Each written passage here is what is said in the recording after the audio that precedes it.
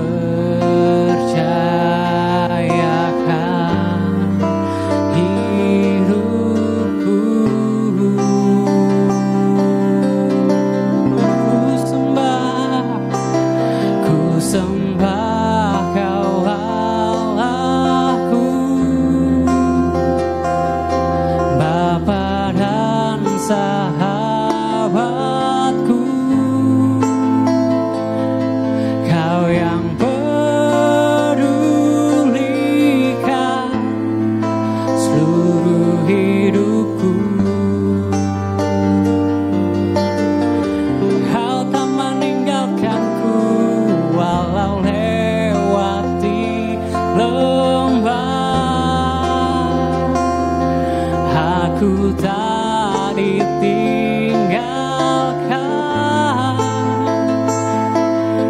Yesus kekuatan di hidupku. Ku sembah Kau Allahku, ku sembah Kau Allahku, Bapa dan sahabatku. Kau yang pedulikan seluruh hidupku.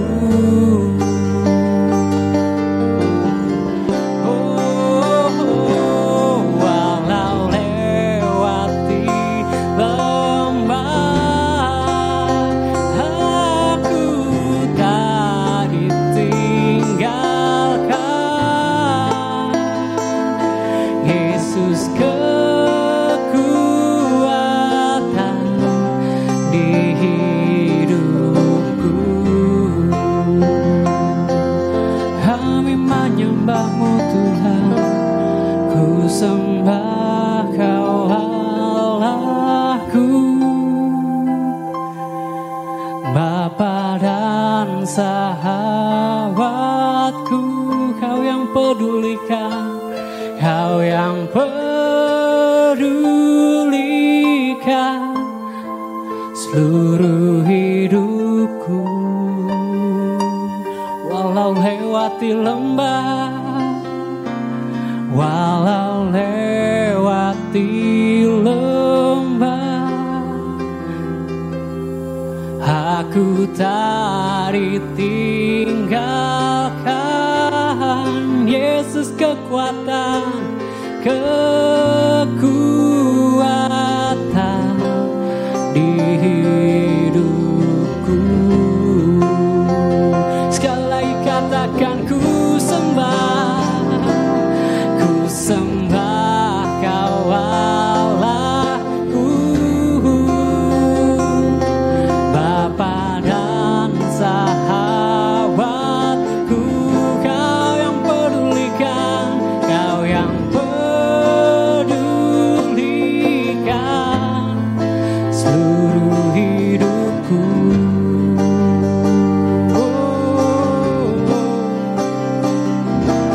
Walau lewati lembah, aku tak ditinggalkan. Yesus kekuatan di hidupku. Yesus Kau kekuatan, Yesus kekuatan di hidupku. Katakan, Yesus kekuatan, Yesus kekuatan di hidupku.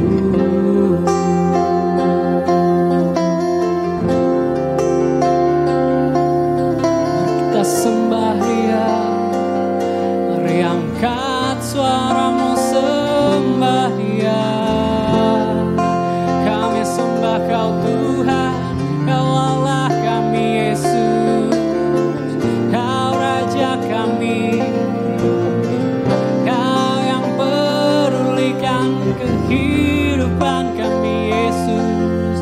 Kau pemelihara hidupku, sumber kekuatanku, sumber pengharapanku. Mari angkat suaramu, sembah Dia dengan senap hati, puji Dia.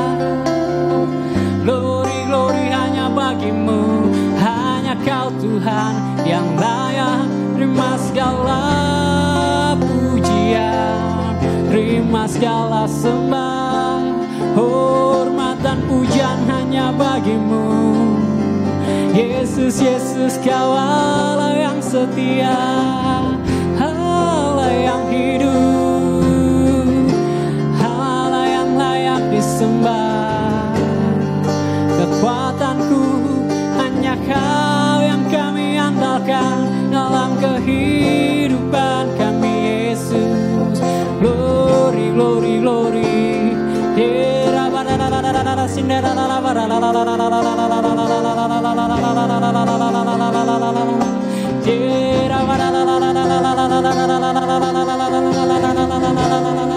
Dengan senap hatimu angkat pujian, angkat pujian bagi Raja di atas segala raja.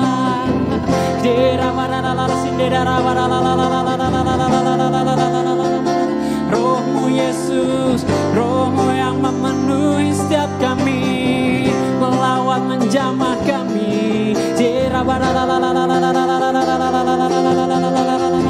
Kau Allah yang berkuasa, Kau sumber kekuatan kami, Kau tak pernah meninggalkan kami Yesus. Dalam lembah yang kelam Kau hadir, dalam gelap Kau setia, dalam kelemahan kami Kau nyata Tuhan.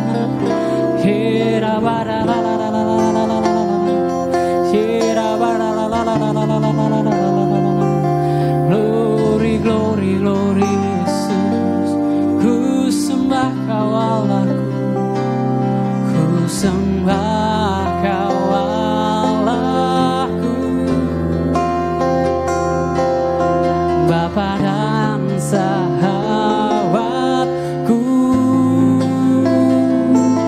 Kau yang pedulikan seluruh hidupku. Mari angkat tanganmu, sembah Dia. Walau lewati lembah, aku tak ditinggalkan. Yesus kekuatan di hidupku. Dengan senap hati katakan ku sembah, ku sembah Kau Allahku, Bapa dan sahabatku. Kau yang pedulikan, Kau yang pedulikan seluruh hidupku.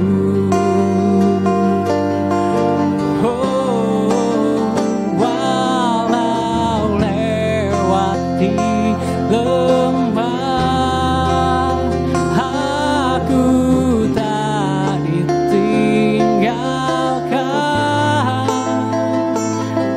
Yesus kekuatan di hidupku. Yesus kekuatan di hidupku. Yesus kekuatan di hidupku. Yesus Kau kekuatan, Yesus kekuatan di hidupku.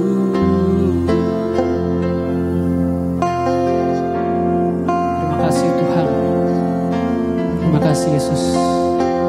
Kau Allah yang setia, Kau Allah yang memedulikan kehidupan kami Bapa. Kami bersyukur, sungguh kami mengucap syukur padamu Tuhan. Kau sungguh baik. Thanks God. Sebentar lagi kami akan mendengarkan firman-Mu Bapa. Kami berkati hamba-Mu, biar apa yang keluar dari mulut lidahnya Tuhan boleh menjadi berkat rema dalam kehidupan kami. Di dalam nama Tuhan Yesus Kristus kami mengucap syukur dan berdoa. Haleluya. Amin.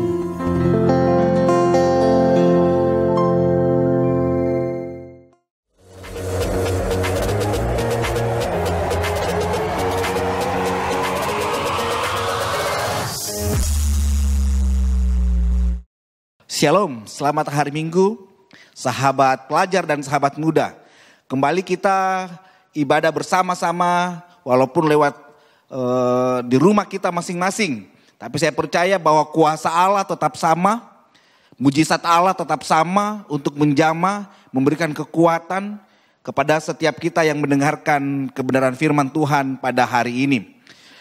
Saya percaya bahwa dalam masa-masa ini Tuhan tetap menyertai kita, Tuhan tetap memelihara kita dengan kekuatan dan kesehatan. Dan saya terlalu yakin dan percaya bahwa suatu saat nanti kita akan kembali beribadah bersama-sama dengan saling menatap muka satu dengan yang lain. Pada hari ini kita akan sama-sama mendengarkan kebenaran firman Tuhan yang saya berikan tema kepala korek api. Sahabat muda yang dikasihi oleh Tuhan dan sahabat pelajar, sebatang pohon dapat menghasilkan ribuan batang korek api. Namun sebatang korek api juga dapat membakar ribuan pohon.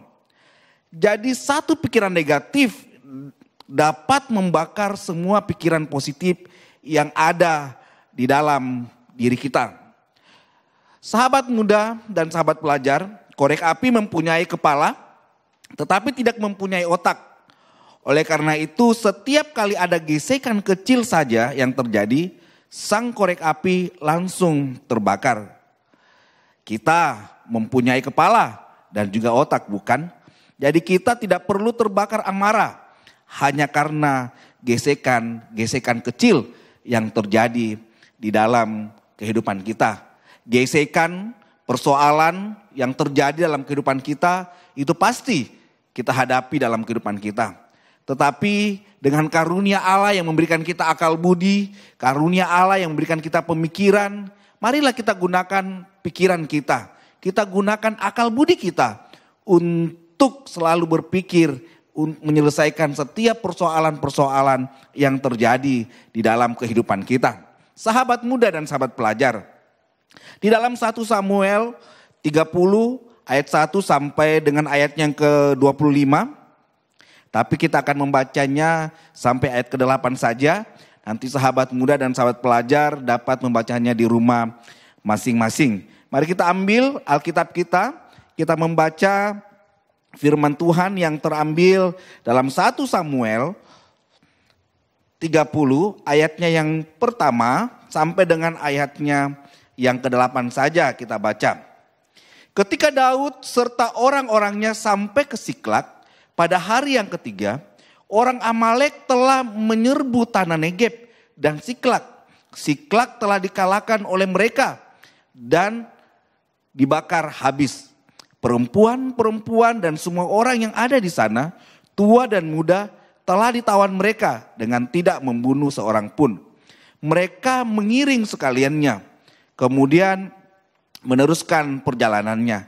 Ketika Daud dan orang-orangnya sampai ke kota itu, tampaklah kota itu terbakar habis dan istri mereka serta anak mereka yang laki-laki dan perempuan telah ditawan.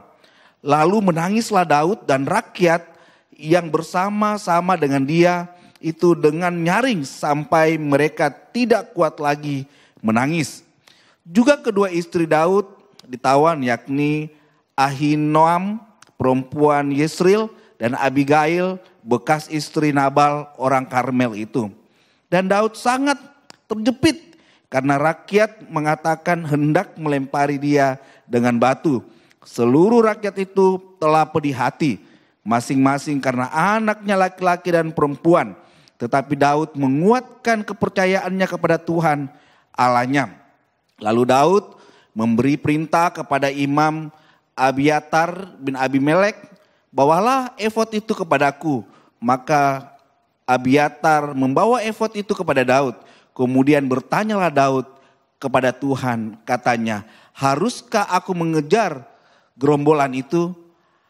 Akan dapatkah mereka kususul? Ia berfirman kepadanya, kejarlah, sebab sesungguhnya engkau akan dapat menyusul mereka dan melepaskan para tawanan. Sahabat muda dan sahabat pelajar, dalam kisah 1 Samuel 30 ini menceritakan ujian yang berikutnya yang diizinkan Tuhan terjadi di dalam kehidupan Daud. Kita dapat melihat bahwa orang Amalek membakar Siklak dan menawan semua keluarga Daud. Istri dan anak-anaknya dibawa menjadi suatu tahanan. Saat ini menjadi ujian yang sangat besar bagi Daud. Jika sebelumnya ia mengalami pengejaran dan berada dalam bahaya maut, kita tahu bahwa Daud di dalam kehidupannya dari masa mudanya mengalami begitu banyak tekanan, mengalami begitu banyak masalah, mengalami begitu banyak persoalan di dalam kehidupannya. Dan dalam kisah ini, dalam 1 Samuel 30 ini kembali iman Daud teruji.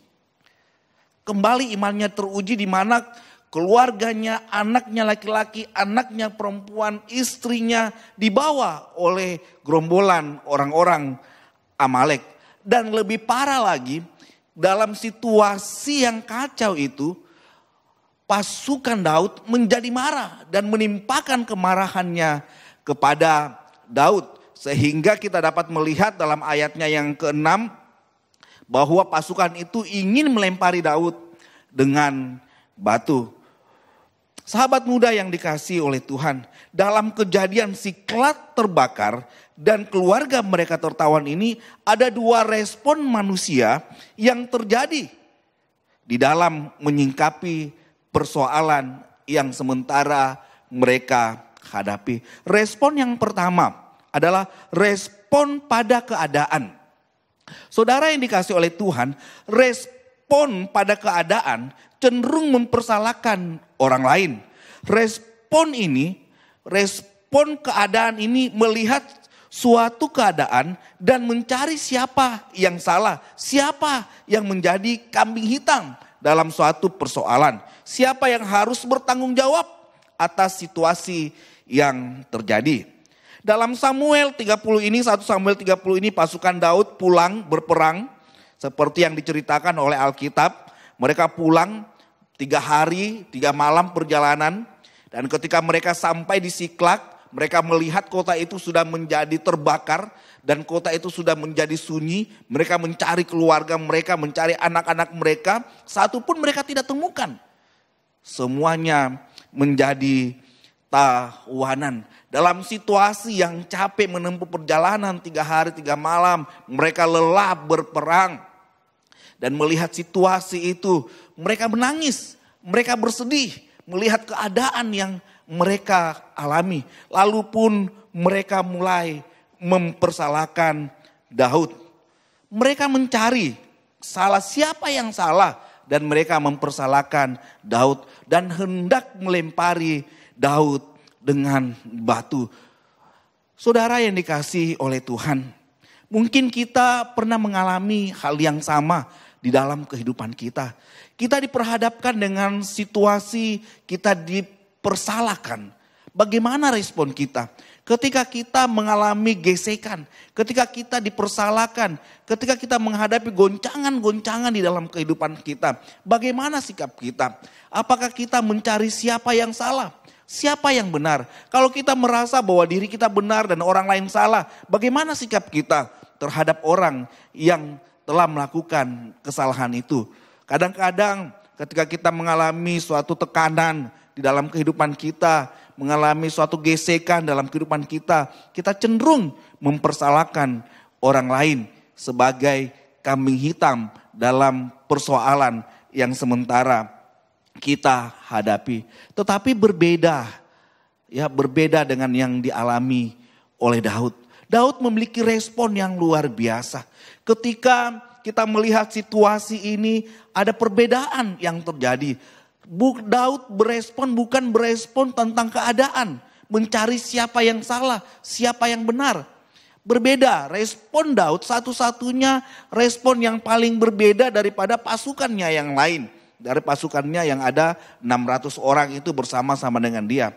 Tetapi respon Daud adalah berespon terhadap Tuhan. Saudara yang dikasihi oleh Tuhan, manusiawi sekali memang kita selalu berespon terhadap keadaan. Ketika ada masalah terjadi dalam kehidupan kita, kita mulai mencari kambing hitam, mencari siapa yang harus disalahkan supaya kita membenarkan diri kita. Tetapi berbeda dengan kisah dalam 1 Samuel 30 ini, ya. Kita melihat bahwa respon Daud berbeda ketika dia dipersalahkan Daud juga pulang berperang bersama-sama dengan mereka. Daud juga mengalami perjalanan 3 hari 3 malam untuk bisa sampai di Siklag. Dan Daud pun mengalami hal yang sama. Keluarganya laki-laki, anaknya laki-laki, anaknya perempuan, dan istrinya pun menjadi tawanan. Daud pun menjadi korban di dalam hal ini. Tetapi yang dapat kita pelajari dari Daud, bahwa ada suatu perbedaan yang luar biasa dari 600 pasukannya. Daud tidak berespon dengan keadaan atau situasi yang terjadi. Tetapi Daud berespon kepada Tuhan. Sehingga dia katakan, kita dapat melihat bahwa Daud ketika hidupnya digoncangkan, keluarganya ditawan, ia tidak menyalahkan siapa-siapa. Tetapi ia memanggil orang Lewi untuk memberikan dia pakaian imam.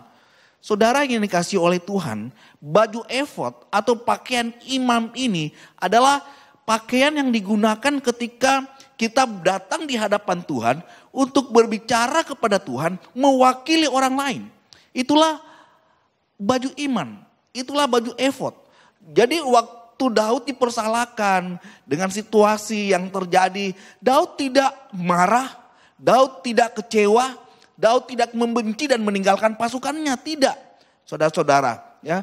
Kalau kita mungkin kita bisa meninggalkan orang yang mempersalahkan kita. Kita mungkin bisa berkata, bodoh amat, pusing amat, tidak peduli. Saya juga mengalami hal yang sama. Bisa saja Daud melakukan hal yang seperti itu.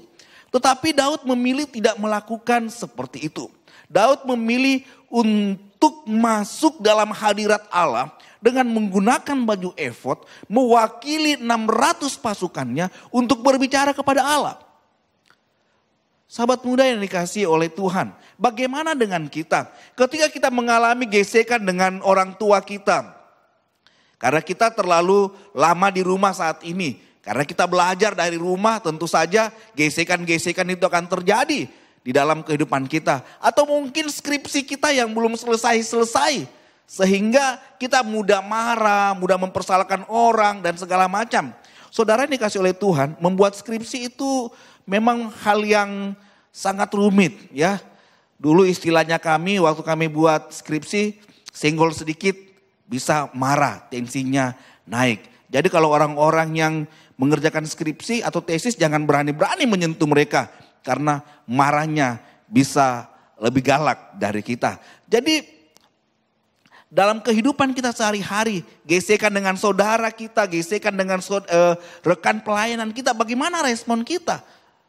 Respon yang diambil oleh Daud, dia mengambil suatu tindakan, dia meminta kepada orang Lewi, imam Lewi untuk memberikan dia baju efod. Ya, datang di hadapan Tuhan menjadi imam bagi prajuritnya yang 600 orang itu, datang bertanya kepada Tuhan, mempertanyakan kepada Tuhan apa maksud dan rencana Allah sehingga Allah mengizinkan situasi ini terjadi di dalam kehidupannya.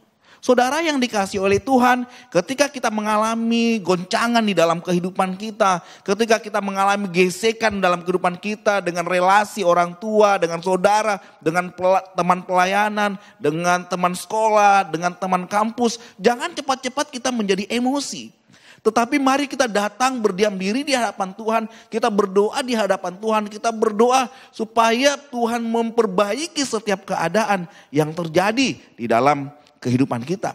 Jadi Daud meminta baju efod, baju imam. Dia datang berdoa di hadapan Tuhan. Daud bukan cuma berdoa, dia juga minta petunjuk di hadapan Tuhan. Tuhan, apa yang harus aku lakukan? Apakah aku harus mengejarnya? Apakah aku dapat mendapati mereka ketika aku mengejarnya? Dalam situasi itu kita melihat bahwa Allah berkata kepada Daud, kejarlah karena engkau dapat mengejarnya dan dapat membebaskan setiap tawanan. Saudara yang dikasihi oleh Tuhan, Daud berespon kepada Tuhan. Dia tidak berespon terhadap keadaan sehingga dia tidak mempersalahkan orang lain. Dia tidak mempersalahkan keadaan, apalagi mempersalahkan Tuhan. Di dalam kehidupan kita, seringkali ketika kita menghadapi suatu persoalan kehidupan, dalam kehidupan kita, seringkali kita mempersalahkan orang lain. Seringkali kita mempersalahkan keadaan. Bahkan seringkali kita mempersalahkan Tuhan. di dalam kehidupan kita. Tanpa harus bertanya kepada Tuhan apa maksud dan rencana Allah. Sehingga Tuhan mengizinkan setiap kita mengalami persoalan demi persoalan di dalam kehidupan kita. Saya mengingat salah satu mentor saya waktu saya masih praktek kerja lapangan di satu gereja. Mentor saya almarhum Pak Yosep ini, dia berkata kepada saya, ketika engkau marah, jangan cepat-cepat mengambil keputusan. Jangan mengambil keputusan pada saat engkau marah. Tetapi cobalah tenang dan berdiam diri di hadapan Tuhan. Lalu engkau berdoa. Sehingga ketika engkau berdoa, barulah engkau melihat apa yang harus engkau putuskan. Mengambil tindakan setelah engkau tenang, setelah engkau dapat menguasai dirimu, dan setelah engkau berdoa, dan pikirkanlah kembali tindakan-tindakan apa yang harus engkau ambil untuk menyelesaikan setiap masalah, persoalan yang engkau hadapi. Berhentilah marah dan tinggalkanlah panas hati itu. Jangan marah, itu hanya membawa kepada kejahatan. Mazmur 37 ayatnya yang ke-8. Saudara yang dikasihi oleh Tuhan, ketika kita marah, ketika hati kita dikuasai oleh amarah, kita harus meninggalkan panas hati itu supaya kita tidak melakukan kejahatan. Kita lihat dalam kisah ini bahwa pada saat prajurit Daud itu marah, dalam keadaan marah dia hampir saja melakukan kejahatan dengan hampir saja membunuh Daud dengan melempari dia dengan batu. Sahabat muda dan sahabat pelajar, sebagai orang muda kadang-kadang kita lebih dikuasai dengan emosi kita daripada pikiran dan perasaan kita. Belajarlah tenang, belajarlah berpikir tenang, belajarlah menguasai diri kita ketika kita diperhadapkan dengan orang tua yang cerewet mungkin, tanda kutip bagi kita ya. Anak-anak muda kadang-kadang kita melihat orang tua kita itu begitu cerewet, begitu mengatur. Tetapi marilah kita lihat apa maksud Tuhan sehingga orang tua kita selalu mencereweti kita. Di balik kecerewetan dan tuntutan orang tua kita ada rencana Allah yang luar biasa yang seharusnya kita pegang. Ketika kita melihat orang tua kita begitu banyak melakukan aturan-aturan di dalam kehidupan kita, jangan berespon terhadap orang tua kita. Jangan berespon terhadap keadaan itu. Tetapi beresponlah bahwa dari semuanya itu ada rencana Allah yang luar biasa yang sementara dirancangkan di dalam kehidupan kita. Oleh karena itu jangan cepat-cepat kita membantah orang tua kita. Jangan cepat-cepat melawan orang tua kita. Karena melalui orang tua kita, Tuhan sementara membentuk karakter kita menjadi karakter-karakter yang taat dan patuh kepada Allah. Ketika kita katakan taat kepada Allah, menghormati Allah, tetapi kita tidak taat dan tidak menghormati orang tua kita. Yang kita lihat, bagaimana mungkin kita mentaati Allah yang tidak kita lihat? Bagaimana mungkin kita menghormati Allah yang tidak kita lihat? Yang jelas-jelas saja orang tua kita yang kita lihat kita tidak hormati, kita tidak hargai. Bagaimana dengan Allah yang tidak kita lihat saat ini? Tapi mungkin ke depan ketika kita ada di sorga, kita akan bertatap muka dengan muka bersama-sama dengan Allah. Jadi sahabat muda, jangan mudah terbakar amarah. Jangan mudah emosi ketika menghadapi persoalan atau tekanan di dalam kehidupan kita. Karena itu kuasailah diri kita dan jadilah tenang supaya kita dapat berdoa. Itu yang dikatakan dalam 1 Petrus 4 ayatnya yang ke-7. Kita kuasai diri kita.